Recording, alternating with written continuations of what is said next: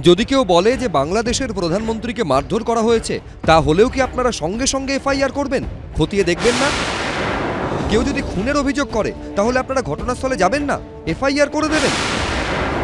পুলিশের ভূমিকা নিয়ে এভাবেই ক্ষোভ উগরে দিয়ে সন্দেশখালীর ঘটনায় নেজার থানায় ইডির বিরুদ্ধে দায়ের এফআইআরের ওপর অন্তর্বর্তী স্থগিতাদেশ দিলেন বিচারপতি রাজা শেখর মান্থা। অন্তর্বর্তী স্থগিতাদেশ দেওয়া হলো শেখ শাহজাহানের বাড়ির কেয়ারটেকার দিদার বক্স মোল্লার দায়ের করা এফআইআরের ওপর। 31শে মার্চ পর্যন্ত বহাল থাকবে এই অন্তর্বর্তী স্থগিতাদেশ। এর পাশাপাশি এই মামলায় রাজ্য সরকারের হলফনামা এবং কেস ডায়েরি তলব করেছেন বিচারপতি মান্থা। রাজ্য সরকার তার কোনো পুলিশ আধিকারিকের বিরুদ্ধে কোনো পদক্ষেপ করেছে কিনা সেটাও হলফনামায় জানাতে হবে। দায়ের হওয়া এফআইআরও খতিয়ে দেখতে চায় আদালত। দেখুন, এটা তো পরিষ্কার মুখ্যমন্ত্রী এইসব চোর ডাকাত, এইসব ক্রিমিনাল টেররিস্ট এদের সঙ্গে রয়েছেন, কারণ সামনে লোকসভা ভোট, তাদের ভোট ব্যাংক বাড়াতে হবে। এরা শাহজাহানের মতন এইসব গুন্ডাদেরকে তাদেরকে মদত দিয়ে যাচ্ছেন। সন্দেশখালী বারবার উত্তপ্ত হয়ে উঠছে একটিমাত্র মানুষকে নিয়ে, সেটা নিয়ে কি বলবেন? শাহজাহানকে নিয়ে matter is under investigation, I don't have any comments. বাংলার মুখ্যমন্ত্রী একজন অপরাধীকে বাঁচাতে তৎপর, তাই শাহজাহান ধরা পড়ছে না। বাংলার মুখ্যমন্ত্রী এভাবেই বাংলার অপরাধীদের আশ্রয় দাত্রী।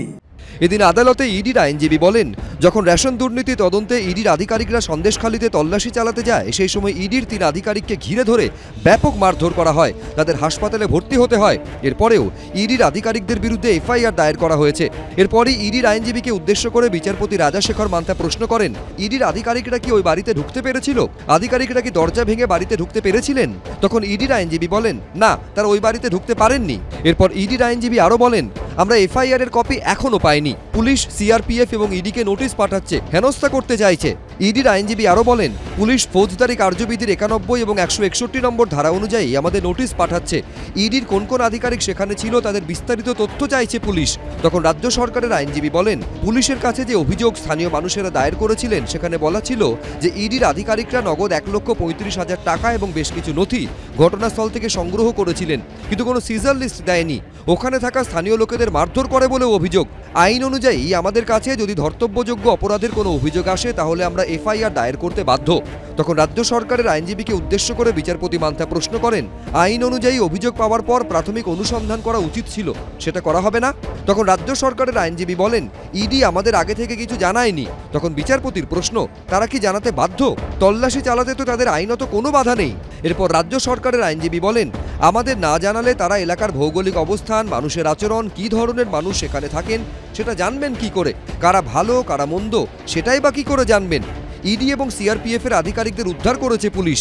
এদিন আদালতে ইডির আইনজীবী বলেন, আমরা যে অভিযোগ করেছিলাম তার প্রেক্ষিতে লঘু ধারায় এফআইআর করেছে পুলিশ। 22শে জানুয়ারি ফের এই মামলার শুনানি হবে কলকাতা হাইকোর্টের বিচারপতি রাজা শেখর মান্থার এজলাসে। অন্যদিকে ইডির বিরুদ্ধে হওয়া এফআইআর সংক্রান্ত অন্য একটি মামলায় মৌখিক নির্দেশে এদিন বিচারপতি জয় সেনগুপ্ত বলেন, পরবর্তী শুনানি না হওয়া পর্যন্ত ইডির বিরুদ্ধে কোনো কড়া পদক্ষেপ করা যাবে না। যদিও এদিনই সন্দেশখালী নিয়ে বিজেপির করা জনস্বার্থ মামলা খারিজ করে দিয়েছে কলকাতা হাইকোর্টের প্রধান বিচারপতির বেঞ্চ। সৌভিক মজুমদার, সুমন ঘড়াই, রাজীব চৌধুরী, এবিপি আনন্দ।